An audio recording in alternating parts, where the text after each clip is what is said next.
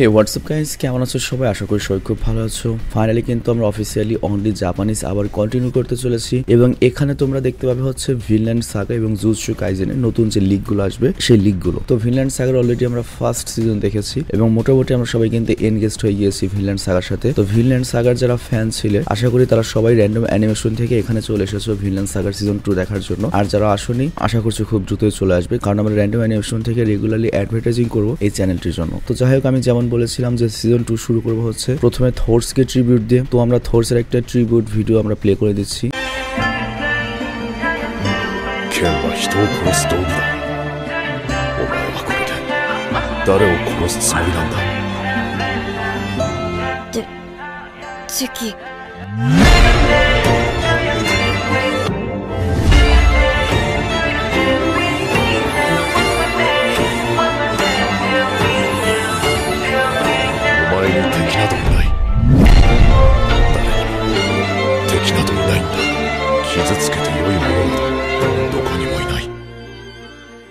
তো এরপর আমি বলেছিলাম যে আমরা আস্কলাডকে একটা ট্রিবিউট দেবো। তো আস্কলাডেরও one of the best edit video আমরা অ্যাজ এ ট্রিবিউট হিসেবে প্লে করে দিচ্ছি।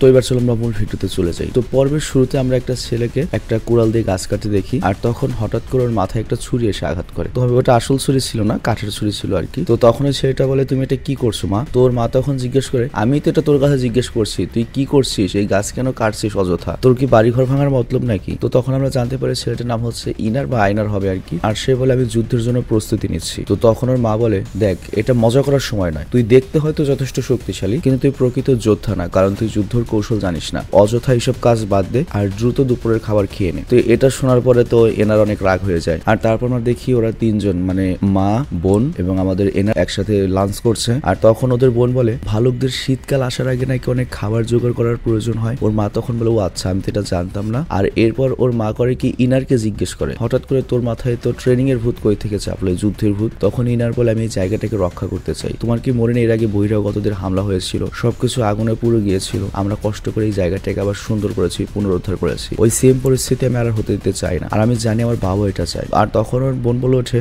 বাহ, এই দুধ তো অনেক ভালো, মানে এটা আর কি ওদের প্রতিবেশী একজনের গরুর দুধ আর কি। তো এরপর ওর মা আর বোন আর কি ওই দুধ নিয়ে বা উল্টা পাল্টা ফ্যামিলি নিয়ে কথা বলতে থাকে। তো এটা দেখে ইনার অনেক রাগ হয় যে আমাকে কেউ পাত্তাই দিচ্ছে না। আর তখন ওর মা বলে, দেখ তোর এইসব যুদ্ধ টুদ্ধের নাক গলানোর চেয়ে সবচেয়ে ভালো হবে তুই যদি এসব থেকে দূরে থাকিস, তুই খেতিতে মনোযোগ দে। আর তখন ইনার বলে, তুমি সবসময় যে হারাদের পক্ষে থাকো এতে তোমার হতাশাগ্রস্ত লাগে না? বাবা আমাদেরকে সবাইকে বাঁচানোর জন্য নিজের জীবন দিয়ে দিয়েছিল, তোমার কি মনে আছে? ওর মা তখন বলে, তুই এটা ঠিক বলেছিস, কিন্তু তুই তো বেঁচে রয়েছিস আর এই গ্রামটাকে আবার বানিয়েছিস এবং বর্তমানে দুটো সুন্দরী মেয়ের সাথে বসে খাবার খাচ্ছিস। তো এই কথা শুনে ইনার তো পুরো শকড হয়ে যায়। আর তখন ওর মা হেসে বলে, দেখ আমরা হেরে যাইনি। আর তখন ও গ্রামের দিকে তাকায়, দেখে বাচ্চারা খেলাধুলা করছিল, লোকজন অনেক খুশি রয়েছে। কিন্তু ওই রাতেই ভাইকিংরা ওখানে এসে হামলা করে দেয় এবং সবকিছু জ্বালিয়ে লুটপাট করতে থাকে এবং ওখানে থাকা পুরুষ লোকদের মারতে শুরু করে আর মহিলাদের রেপ করতে শুরু করে। আর অন্যদিকে আমরা এই তিনজনকে দেখতে পাই ওরা জঙ্গলে লুকিয়েছিল। আর তখন ওর মা বলে, দেখ আমরা ভেতরে জঙ্গলে যখনই পৌঁছে যাব আমি চাই তোরা দুজন এখান থেকে যত দ্রুত সম্ভব দৌড়িয়ে পালিয়ে যাবি। আর তখন আমরা দেখি যে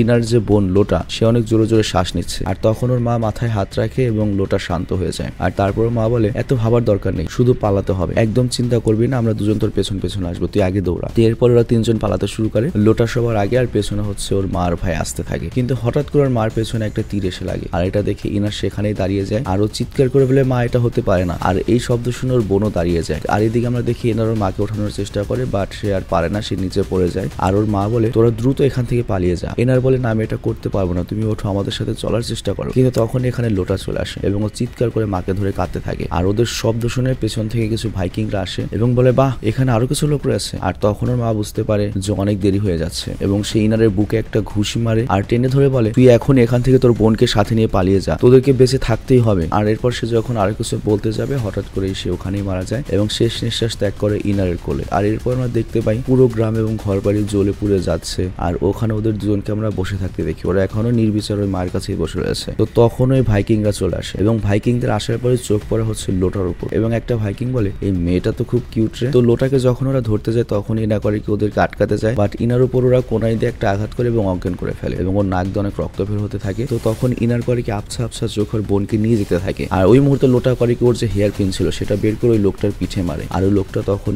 লোটাকে ছেড়ে দেয় এবং বলে তোর মূল্য দিতে হবে। আর এই বলে লোকটা লোটাকে বুকে তরাল মারে এবং ইনার চোখের সামনে ওর বোন মারা যায়। আর তখন অন্য একটা ভাইকিং বলে তুমি এটা কি করলে, এত সুন্দর একটা মেয়েকে তুমি মেরে ফেললে। আর তখন ওই লোকটা বলে আর এই মেয়েটা মনে হয় আমার পিঠে কিছু একটা মেরেছে। আর তখন আরেক ভাইকিং বলে তুমি একটা কাজ করলে ওই মেয়েটাকে আমরা কত দামে বিক্রি করতে পারতাম। আর তখন আরেকজন বলে আচ্ছা ব্যাপার না, মেয়েটা মারা গিয়েছে তো কি হয়েছে, চলো আমরা এই ছেলেটাকে নিয়ে যাই, ওকে অন্তত একটা বিয়ারের দামে বিক্রি করে দেওয়া যাবে। মানে চিন্তা করো ওই সময় মানুষের কোনো দামই ছিল না। আর তোমাদের একটা সত্যি কথা বলি, ভবিষ্যতে আস্তে আস্তে উন্নয়নশীল দেশগুলো রয়েছে যেখানে করাপশন রয়েছে, ওই সব দেশগুলো আস্তে আস্তে এই পর্যায়ে চলে যাবে। ট্রাস্ট মি, যেগুলো উন্নত দেশ দুর্নীতি আটকে রাখতে পেরেছে, ক্ষমতাকে অপব্যবহার করে আটকে রাখতে পেরেছে, ওইসব দেশ খালি ভালো থাকবে। এর বাইরে যে দেশগুলো থাকবে পৃথিবীতে তারা আবার মধ্যযুগের চেয়েও খারাপ অবস্থায় চলে যাবে। বিশ্বাস নয় তুমি রেগুলারলি যদি খবর টবর দেখো তাহলে বুঝতে পারবে। তো যাই হোক, এরপর আমরা দেখতে পাই ইনারকে ওরা ট্রেনে নিয়ে যেতে থাকে, আর আমরা দেখি সারা গ্রাম পুড়তে রয়েছে। তো এটা দেখে ইনারের ভেতর থেকে রাগান্বিত হয়, কিন্তু কিছু করার নেই। আর এরপর দৃশ্যের পরিবর্তন হয়, আমরা ওই জাহাজটাকে দেখি যেটাকে আমরা সিজন 1 এর লাস্ট এপিসোডের একেবারে লাস্টে দেখেছিলাম। তোমাদের নিশ্চয়ই মনে আছে যে একটা গোলামকে আমরা বের হতে দেখেছিলাম নৌকা থেকে, তো এই ইনারই হচ্ছে সেই গোলামটি। তো ইনারের সাথে সাথে আমরা ওখানে আরো অনেক গোলামকে দেখতে পাই যাদেরকে ট্রান্সপোর্ট করা হচ্ছিল বিক্রি করার উদ্দেশ্যে। আর তখন পাশে একটা মহিলাকে আমরা দেখতে পাই যে কিনা অনেক জোরে জোরে কাশছিল। তো ওইখান থেকে একটা লোক আসে এবং বলে আমার মনে হয় না একে আমরা বাঁচাতে পারবো, সে শীঘ্রই মারা যাবে। তো তখন ওই লোকের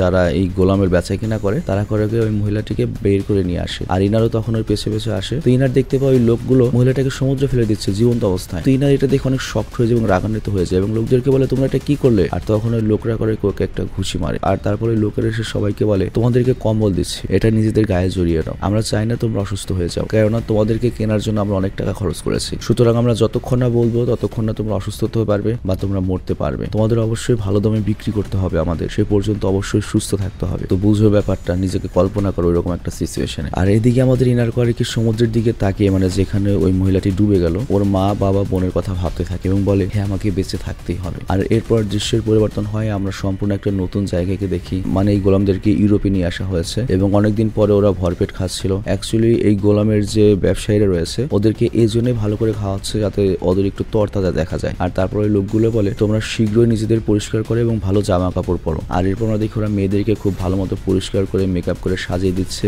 যাতে খরিদ্দারদের সামনে ভালো দেখায়। আর এরপর আমরা দেখি ফাইনালি খরিদ্দার এসেছে এবং ইনারের মুখ খুলে দেখে, কিন্তু পছন্দ হয় না, হতাশ হয়ে যায়। কিন্তু যখন একটু সবাই অন্যমনস্ক হয়ে যায় ওই সুযোগে ইনার করে কি সুযোগ বুঝে সেখান থেকে পালিয়ে যায়। আর পালানোর সময় মনে মনে বলতে থাকে ঠিকই বলেছো, আমি এখানে বেশিক্ষণ থাকতে পারবো না, আমি যতক্ষণ পর্যন্ত বেঁচে থাকতে পারবো ততক্ষণ পর্যন্ত নতুন করে শুরু করতে পারবো। তো অনেকক্ষণ দৌড়ানোর পরে সে একটা জায়গায় এসে বসে পড়ে, আর তার অনেক ক্ষুধা লেগেছিল। তো এই জন্য সে পাশের একটা বাড়িতে ঢুকে যায় চুরি করার জন্য খাবার, কিন্তু তখনই সেই বাড়ির মেয়ে চলে আসে। আর তখন ওই মেয়েকে দেখে এনার করে কি সেখান থেকে পালিয়ে যায়। আর তখন ওই মেয়েটা চিৎকার করে বলে চোর চোর, কেউ কে ধরো। তো এনার যখনই পালাতে যায় তখন ওর সামনে সেই গোলামের যে ব্যবসায়ী সে চলে আসে এবং বলে তুমি কি এখনো বুঝতে পারছো না এই সম্পূর্ণ জায়গাটা আমাদের। আর এরপর আমরা দেখি ইনারকে অনেক মারা হয়েছে এবং ইনারের পিঠের উপর পা রেখে ওই গোলামের ব্যবসায়ী বলে কান খুলে শুনে রাখো গোলামের দল, তোমরা তোমাদের নিজেদের বাড়ি থেকে এলাকা থেকে অনেক দূরে চলে এসেছো। তো এই এলাকায় এসে তোমরা যদি পালানোর কথা মাথায়ও আনো কেউ তোমাদের সাহায্য করবে না, সবাই তোমাদের বাড়ির লোক, কেউ তোমাদের চেনে না, আর তোমাদের কাছে কোনো টাকা করিও নেই। তো তোমরা যদি এখান থেকে পালিয়ে যাও কেউ তোমাদের ভিক্ষাও দিবে না, না খেয়েই মরবে। সুতরাং তোমাদের জন্য এটাই ভালো হবে তোমরা তোমাদের জন্য একটা ভালো মালিক খুঁজো, তার সেবা করো যাতে কমপক্ষে অন্তত তোমরা খেতে পারবে। আর এরপর আমরা দেখতে পাই ইনারকে চাবুক দিয়ে আরেকটা ব্যাপারে অনেক মারছে, কিন্তু তারপরে আমাদের ইনার দাঁতে দাঁত রেখে বলতে থাকে আমাকে বেঁচে থাকতেই হবে। আর তারপর ওখানে একটা গোলামের সর্দার আসে, মানে এই ব্যাপারীদের আর কি লিডার। তো সেই ইনারকে চেক করে বলে ও তো খারাপ না, কিন্তু তোমার কাছে কি এমন জিনিস আছে যেটা দেখতে একটু সুন্দর। আর তখন ওদের যে আরেকজন লোক ছিল সে বলে আপনি যদি এমন চান আপনার জন্য অনেক ভালো জিনিস অপেক্ষা করছে। তো তারা কথাবার্তা বলতে বলতে সেখান থেকে চলে যায়। আর এনার তখন তার কাপড় নামিয়ে এনার মনে মনে ভাবতে থাকে ঠিক কথাই বলেছে, আমি যদি এখান থেকে পালিয়ে যাই তাহলে আমি জানি না আমি কোথায় থাকবো, হয়তো না খেয়ে মরতে হবে, আর এমনিতে আমার ফিরে যাওয়ার মতো আর জায়গা নেই। আর তখনই আরেকজন খদ্দের আসে, আর সেই খদ্দেরকে ওই ব্যবসায়ী বলে এই কি সেই ব্যক্তি যাকে আপনি খুঁজছেন। এবং ওই লোকটি এনার কাছে আসে এবং এসে রেগে যায় আর বলে ও তো একদম ওর মতো না, ওর চুল তো হলুদ নয়, ছোট চুল, আর আমার ভালো মতো মনে আছে ওর চেহারা এরকম নয়। তো তোমরা কি বুঝতে পারছো এটা কি?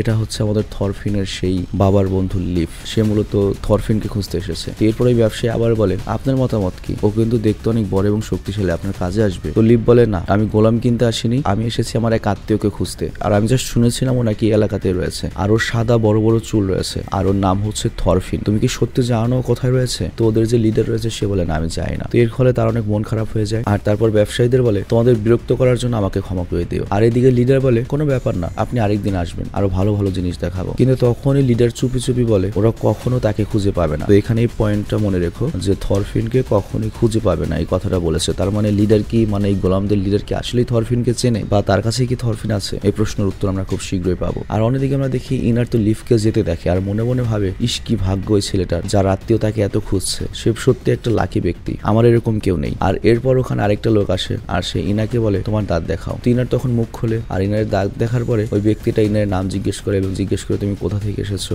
কি করতে আগে। তো ইনার বলে আমার নাম হচ্ছে ইনার এবং আমি উত্তর ইংল্যান্ডের একজন কৃষক। আর তখন ওই লোকটি বলে আচ্ছা তাহলে এই ব্যাপার, তাহলে তো তুমি আমার ক্ষেতে আমাকে সাহায্য করতে পারবে। তো এই ক্ষেতের কথা শুনে এনার নিজের ক্ষেতের কথা মনে পড়ে যায়। তো ফাইনালি আমরা দেখতে পাই যে লিডার ওদের কাছে আসে আর এরপর দৃশ্যের পরিবর্তন হয়। আমরা দেখতে পাই ব্যক্তি ঘোড়ার উপরে আর এনারকেও এখানে আমরা দেখতে পাই। তার মানে ওই ব্যক্তিটাই এনারকে কিনে নিয়েছে। তো এরপর এনারকে সে কাছে ডাকে আর বলে দেখো আমার সব লোক এখন কাজ করছে আর রাত্রে খাওয়ার সময় সবাই যখন এক জায়গায় হবে তখন সবার সাথে তোমার পরিচয় আমি করিয়ে দেবো। তো এনার বলে আচ্ছা ঠিক আছে মালিক। আর তারপরে এই ব্যক্তি বলে তার আগে তুমি আমার ক্ষেতটাকে একবার ভালো মতো দেখো। তো এনার যখন ওই ক্ষেতটা দেখে অনেক আশ্চর্য হয়ে যায়, কারণ সামনে অনেক বড় এবং ফসলি একটা ক্ষেত ছিল। আর এটা দেখার পর ওর নিজের ক্ষেতের কথা মনে পড়ে, ওর মা বোনের সাথে কাটানো সেই সুন্দর মুহূর্তগুলোর কথা মনে পড়ে। আর ও মনে মনে বলে আমি বেঁচে থাকি বা মরে যাই এটা কোনো ব্যাপার না, তবে এটা ব্যাপার আমি কখনো মুক্ত হতে পারবো না। তো ইনার তখন ওই লোকটার পিছিয়ে পিছিয়ে দিতে থাকে আর মনে মনে বলতে থাকে আমার পরিবার আমার কাছ থেকে কেড়ে নেওয়া হয়েছে, আমি আমার ঘর বাড়ি হারিয়েছি, আমার সবকিছু ছাই হয়ে গিয়েছে, কিন্তু আমি বুঝতে পারছি না এখন আমার বেঁচে থেকে আর কি লাভ। আর এরপর ওই লোকটা চলে আসে জঙ্গলের সামনে এবং বলে থরফিন এদিকে আসো। আর তখন এনার মনে পড়ে যে গোলামের ব্যাপারীরা কি বলেছিল যে মাস্টারের ভালো মতো সেবা করতে, তাহলে তুমি ভালো মতো খেতে পারবে, ভালো থাকতে পারবে। তো এনার সিদ্ধান্ত নেয় আমি একজন ভালো গোলাম হয়ে থাকবো যাতে আমি ভালো খেতে পারি। তো যখন মনে মনে এগুলো ভাবছিল তখনই হঠাৎ করে থরফিন সামনে চলে আসে এবং আমরা থরফিনকে দেখে চমকে উঠি। আমরা দেখতে পাই থরফিনও আগের চেয়ে অনেক বড় হয়ে গিয়েছে। তো এনার তখন থরফিনকে দেখে অবাক হয়ে যায় এবং ভাবে এই থরফিনকে কি তাহলে ওই লোকটা খুঁজছিল। আর এরপর ব্যাকগ্রাউন্ডে এনার কণ্ঠে আমরা শুনতে পাই এনার আমাদেরকে বলছে যে এভাবেই থরফিনের সাথে আমার প্রথম দেখা হয়েছিল। মানে এখানে আমরা বুঝতে পারি যে এনার হয়তো কোনো ফ্ল্যাশব্যাক বা গল্প শোনাচ্ছে আমাদেরকে। তো এখানে এই পর্বটি শেষ হয়ে যায়। তো যাই হোক আশা করছি প্রথম পর্ব তোমাদের ভালো লেগেছে। আর আজকের মতো আমি বিদায় নেব। আর আমরা প্রতিদিন এখানে একটা করে ভিডিও দেওয়ার ট্রাই করব। তোমাদেরকে রিকোয়েস্ট থাকবে যারা ভিনল্যান্ড সাগার জন্য এখানে এসেছো তারা অবশ্যই চ্যানেলটি সাবস্ক্রাইব করে এবং প্রতিদিন অন্তত এই চ্যানেলটা ঘুরে যাবে। আমি চেষ্টা করবো যত কষ্ট হোক প্রতিদিন ভিডিও দেওয়ার জন্য। এখন বাজে কিন্তু রাত 3টা, আমি 10টায় ঘুমিয়েছিলাম, 1টার সময় ঘুম ভেঙে গেছে, 1টা থেকে কাজ করা শুরু করেছি।